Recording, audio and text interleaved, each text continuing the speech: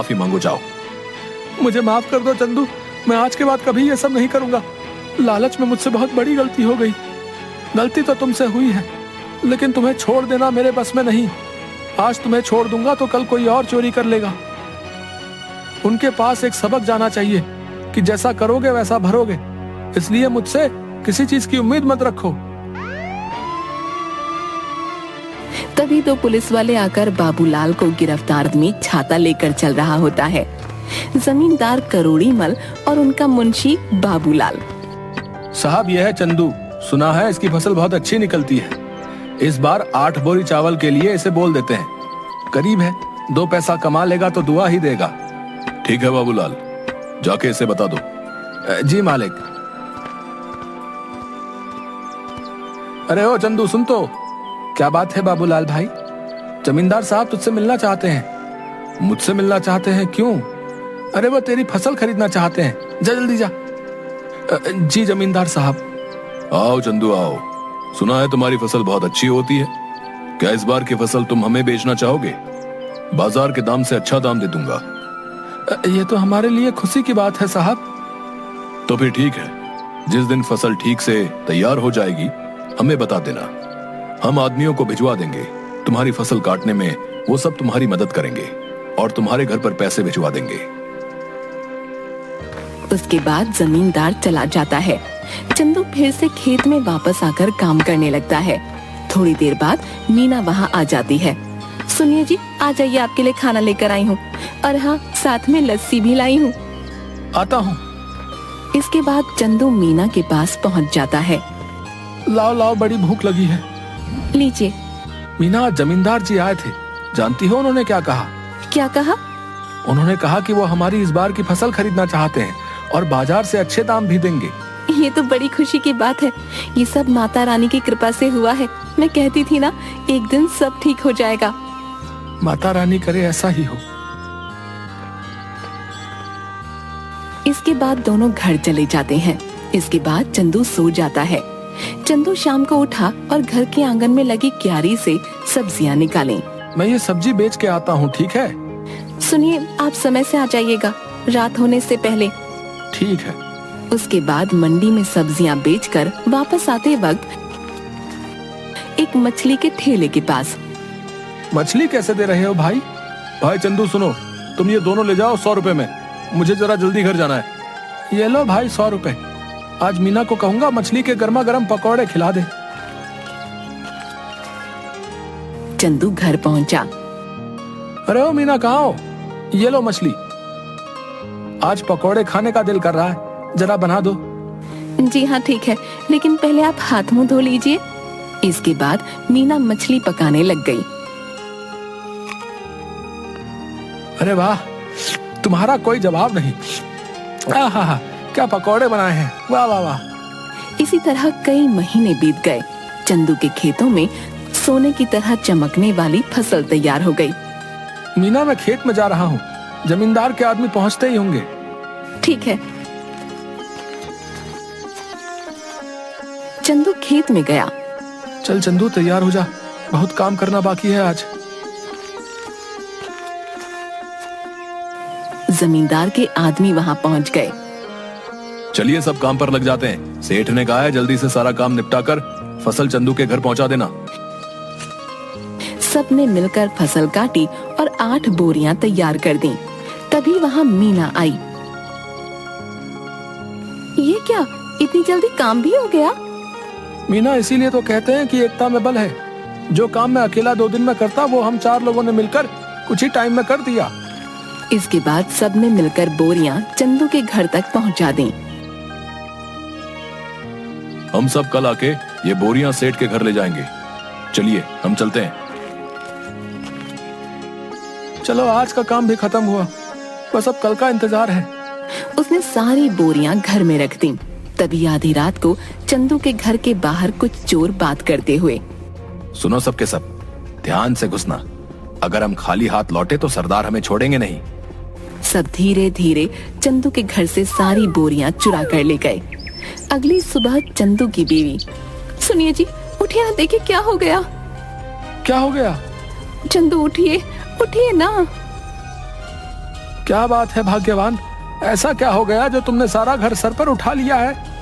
गोदाम से सारी बोरियां चोरी हो गई हैं। क्या चोरी? कहाँ पे? गोदाम में आइए और खुद ही देख लीजिए। हे भगवान, ये क्या हो गया? जमींदार जी के आदमी कभी भी आ सकते हैं। माता रानी, मैंने किसी के साथ कुछ बुरा नहीं किया, फिर भी मेरे साथ ही क्यों? चंदू घर की सीढ़ियों पर बैठ जाता है। चंदू की आंखों से आंसू आ रहे थे। तभी वहां जमींदार के आदमी आ गए। अरे भाई चंदू, बोरियां तैयार है ना? नहीं भाई, कल रात को ही किसी ने अनाज की बोरियां चोरी कर ली हैं। यह क्या कह रहे हैं भाई? जमींदार जी कहीं गुस्सा ना हो जाए। तुम तो उनका गुस्सा जानते हो ना। चलो उनसे बात तो करनी ही पड़ेगी। चलो अब। चंदू बाबूलाल के साथ जमींदार के घर गया। क्या चंदू, तुम सब खाली हाथ क्यों आ रहे हो? जमींदार जी, कल रात को हमारे घर में चोरी हो गई। सुबह देखा तो गोदाम से सारी बोरियां गायब हो चुकी थी। कहीं तुमने किसी और को तो बेहतर दाम के चक्कर में नहीं बेच दी? नहीं जमींदार जी, मैं सच कह रहा हूँ। सेठ जी, एक ही गांव में रहना है हम सबने। भला झूठ बोल के कितने दिन बच पाऊंगा? ठीक है, लेकिन अगर मुझे पता चला कि तुमने किसी और को दिया है, तब देखना कि मैं क्या करता हूँ। कुछ दिन तक चंदू और मीना दोनों उदास थे। चंदू सब्जियों को बाजार में बेचता और जो भी कमाता उसे बहुत ध्यान से खर्च करता। चंदू खाना खाने बैठा। सुनिए ना, कितने दिन हो गए हमें इस तरह सब्जियां बेचते हुए, लेकिन हमारा घर मुश्किल से चल पा रहा है। घर के भी हालात ठीक नहीं है। हमारा गुजारा सिर्फ सब्जियां बेचकर नहीं हो सकता। पहले तो अनाज बेचकर हम अच्छे खासे पैसे कमा लेते थे, जिसमें साल भर थोड़ा थोड़ा करके घर चल जाता था। लेकिन अब तो हमें अगली फसल के पक जाने तक इंतजार करना होगा। आप बताइए ना, ऐसे कैसे घर चलेगा? मैं जानता हूँ, लेकिन मैं क्या करूँ, समझ नहीं आ रहा। अचानक चंदू थाली में रखा अचार रोटी के साथ खाने लगता है। अरे भाग्यवान, अचार! क्या अचार? क्या मतलब है? मैं आपको अचार की तरह दिखती हूँ? आप मेरे बारे में ये सब सोचते हैं? नहीं भाग्यवान, मैं तो कह रहा था कि हमारी समस्या का समाधान है ये अचार। कैसे? मेरी बात सुनो ध्यान से। तुम अचार बनाना और मैं अचार लोगों के घर जाके बेचूंगा। पहले हम लोगों को अचार का स्वाद चखाएंगे, उन्हें पसंद आया तो वो खरीद लेंगे। अगर पसंद नहीं आया तो? अरे कैसे नहीं आएगा? मेरी मीना ने जो बनाया है, अंग्रेजी में क्या कहते हैं, फंटास्टिक अचार बनाती हो तुम। है आपने अंग्रेजी कब सीखी?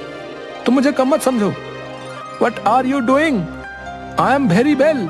देखा? आप तो बड़ी अच्छी अंग्रेजी बोल लेते हैं। दोनों हंसने लगते हैं। इसके बाद मीना अचार बनाने लगी और मीना ने अचार डिब्बों में पैक कर दिया और चंदू चल पड़ा साइकिल लेके। चंदू एक घर पर जाकर रुका। घर पे कोई है भाई? अरे चंदू भैया, आप यहाँ कैसे? ये क्या ले आए? अचार बेचने का काम शुरू किया है, इसीलिए घर घर जाके बेच रहा हूँ। अचार खरीदना चाहेंगी? जरूर, जरा चखाना तो भैया। औरत ने अचार चखा तो उसे बड़ा पसंद आया। भैया ऐसा करो, 1 किलो दे दो। कितना हुआ? 150 रुपए में। ठीक है भैया, अभी पैसे लेकर आती हूँ। चलता हूँ बहन। ऐसे करते करते चंदू दूसरे घर गया। रमेश भैया घर पे हो? अरे चंदू, तू कैसा है भाई? और कैसा चल रहा है सब? उस चोरी के बारे में सुनकर बहुत बुरा लगा यार जान के। जाने दो भाई, क्या कर सकते हैं। अच्छा ये बताओ, अचार खरीदते हो बाहर से? हाँ, क्यों? मैंने अचार बनाना शुरू किया है। क्या बात है, जरा चखाओ तो। चंदू ने उसे थोड़ा सा चखने को दिया।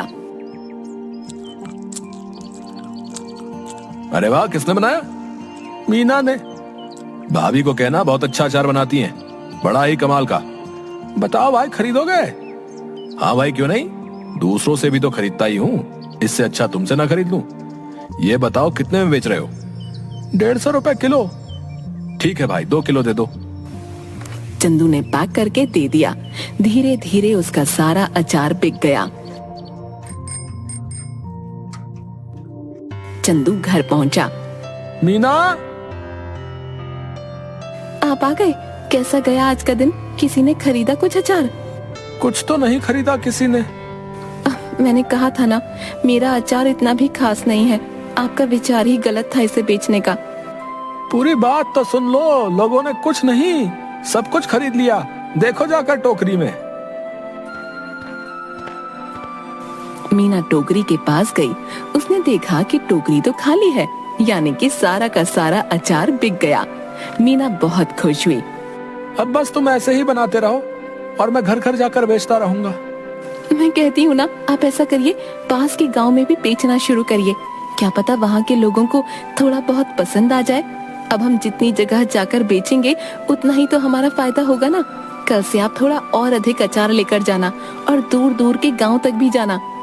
ठीक कहा तुमने, मैं ऐसा ही करूंगा। कल से तुम ज्यादा से ज्यादा अचार बनाना शुरू करना। आप 1 हफ्ते रुक जाइए। 1 हफ्ते में बहुत सारा अचार बनाकर तैयार कर दूंगी। उसके बाद आप बेचना शुरू कर देना, क्योंकि अचार पकने में भी तो समय लगता है ना। ठीक है, तब तक मैं सब्जियां बेच दिया करूंगा।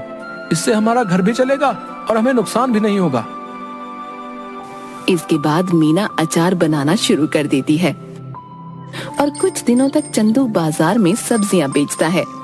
कुछ दिनों में अचार तैयार हो जाता है और चंदू भी बेचना शुरू कर देता है। इस बार चंदू दूर के गांव में जाता है और अचार बेचना शुरू कर देता है। अब धीरे धीरे करके मीना का बनाया हुआ अचार सभी जगह लोकप्रिय हो जाता है। इसके बाद चंदू एक दुकान भी खोल लेता है। अब जो भी ग्राहक आता उसकी दुकान